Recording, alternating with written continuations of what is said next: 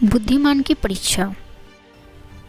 बहुत समय पूर्व जब गुरुकुल शिक्षा प्रणाली होती थी, तब हर बालक को अपने जीवन के 25 वर्ष गुरुकुल में बिताना पड़ता था।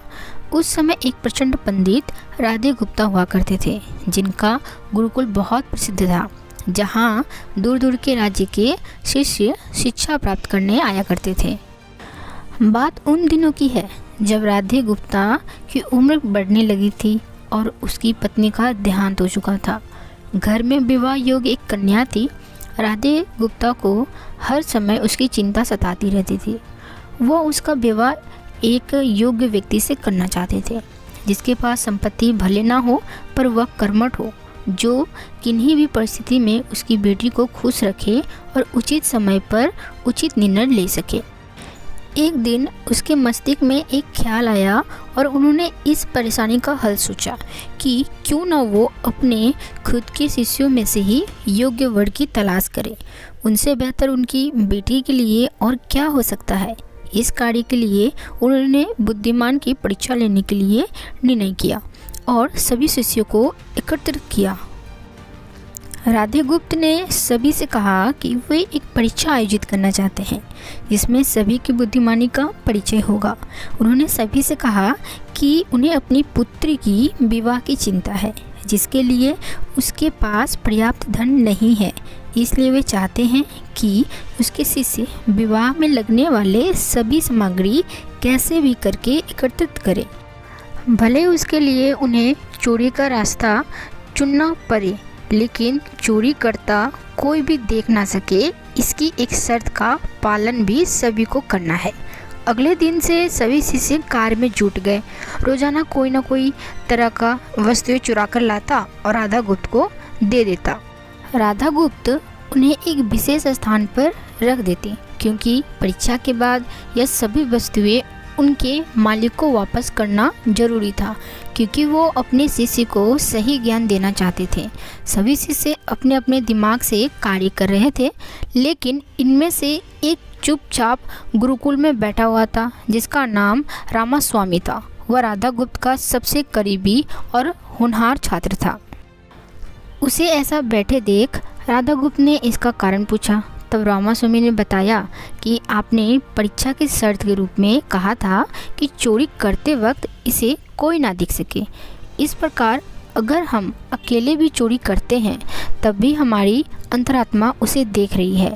हम खुद से उसे नहीं छिपा सकते। इसका अर्थ यही है कि चोरी करना व्यर्थ है।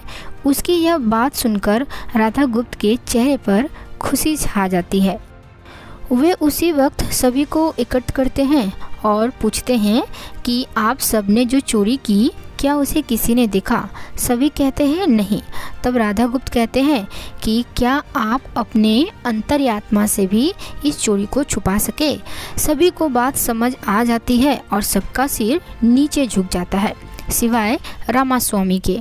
राधा गुप्त रामास्वामी को बुद्धिमानी के परीक्षा में अव्वल पाते हैं और सभी के सामने कहते हैं कि यह परीक्षा मेरी पुत्री के लिए उचित वर तलाशने के लिए रखी गई थी। इस प्रकार मैं रामास्वामी का विवाह अपनी पुत्री के साथ तय करता हूँ।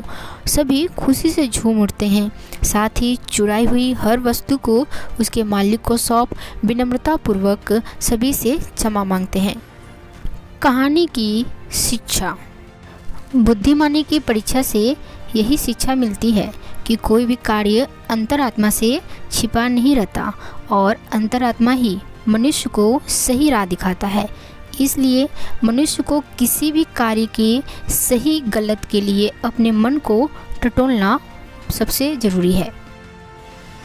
आज मनुष्य ने अंतरात्मा की आवाज़ सुनना बंद कर दिया है, इसलिए ही वो गलत रास्ते पर जा रहा है।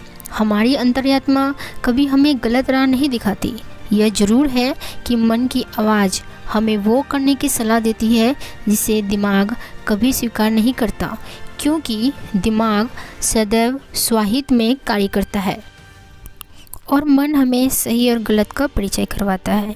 यह सही गलत का परिचय ही हमें सदैव बुराई से दूर रखता है, किसी भी कार्य के पहले हमें अपने मन की आवाज़ जरूर सुननी चाहिए।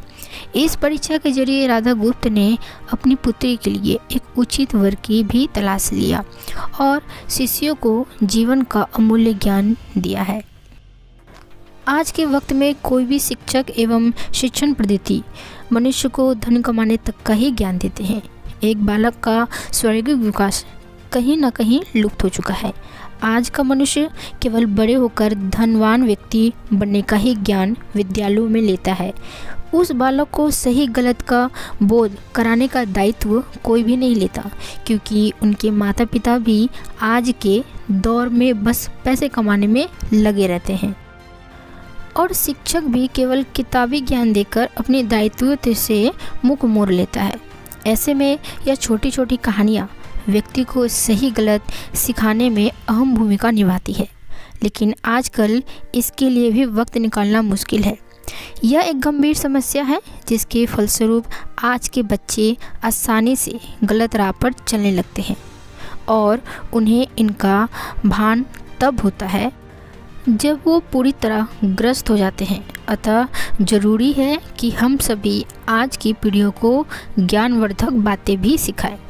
दोस्तों, यह वीडियो आपको अच्छी लगी है तो आप इस वीडियो को लाइक ज़रूर करें। चैनल को सब्सक्राइब नहीं किए हैं तो जल्दी से चैनल को सब्सक्राइब कर दें, साथ ही घंटी वाले बेल आइकन को क्लिक करना ना भूलें। कोई भी आपका सुझाव हो तो आप हमें कमेंट बॉक्स पर जाके कमेंट करिए और वीडियो कैसी लगी आप हमें कमेंट बॉक्स पर भी जाकर बता सकते हैं। तब तक के लिए दोस्तों धन्यवाद। अपना ख्याल रखिएगा और अपनों का ख्याल रखिएगा।